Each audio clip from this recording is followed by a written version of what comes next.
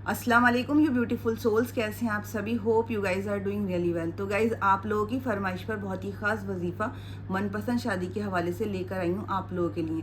सबसे पहले, अगर आप लोगों ने मेरे चैनल को सब्सक्राइब नहीं किया है तो प्लीज़ सब्सक्राइब माई चैनल और like and share my videos, क्योंकि किसी को अच्छी बात बताना भी सदका जारिया है। एक बात और बोल दूँ कि वीडियो स्किप किए बगैर देखिएगा, क्योंकि अगर आपने एक भी पॉइंट मिस कर दिया तो आपका वजीफ़ा बेकार हो जाएगा, काम नहीं कर पाएगा, क्योंकि इसमें बहुत छोटी छोटी बारीकियों को ध्यान में रखकर आपको ये वजीफ़ा करना है। और वजीफ़ा निहायत ही मुजर्रब और आजमूदा है। अगर आपने इसे सही ढंग से सारी चीज़ें फॉलो करते हुए कर लिया तो 101% गारंटीड आपका वजीफ़ा काम करेगा।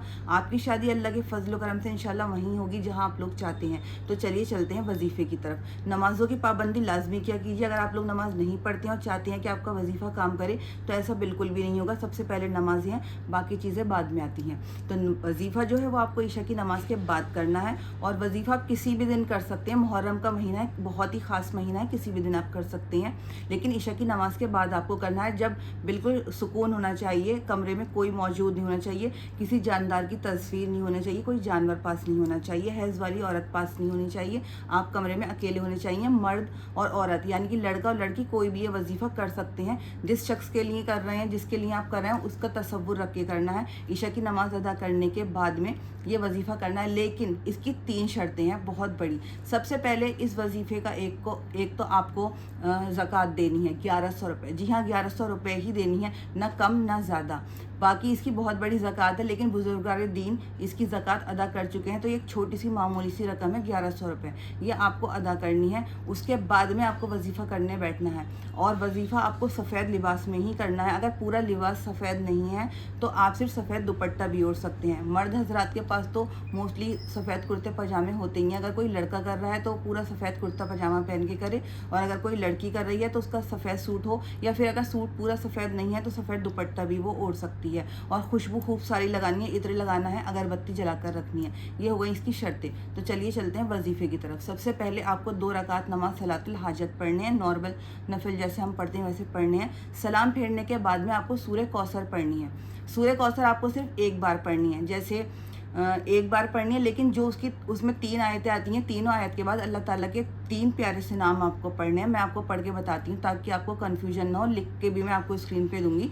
आपको पढ़ना है इस तरीके से। दुरूद इब्राहिमी लाजमी पढ़ लिया कीजिए, जितनी बार आपको लगे, 3 बार, 5 बार, 7 बार या 11 बार, जितनी बार आप स्टार्टिंग में पढ़ेंगे लास्ट में भी उतनी बार पढ़ेंगे।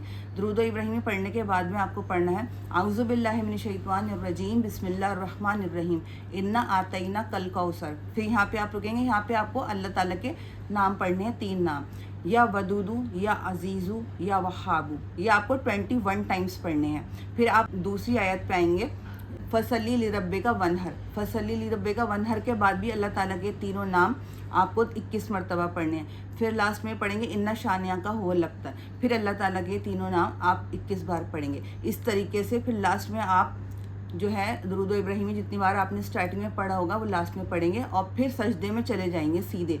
और फिर उस इंसान का तसव्वुर करके अल्लाह ताला से खूब दुआ करेंगे कि या अल्लाह ताला, मुझे इस इंसान से शादी करनी है, मैं निकाह करना चाहता हूँ या चाहती हूँ, आप इसके दिल में मेरी मोहब्बत डाल दें, ये मेरा पैगाम भेजें। आपको खूब सारी गिड़गिड़ा के अल्लाह ताला से रो रो के दुआ मांगनी है, और फिर सजदे से सर उठाना है और तसव्वुर ये करना है कि वो शख्स आपके सामने बैठा है, और उस पर उसके सीने पे दम कर देना है, 3 फूंक मार देनी है तसव्वुर में ही।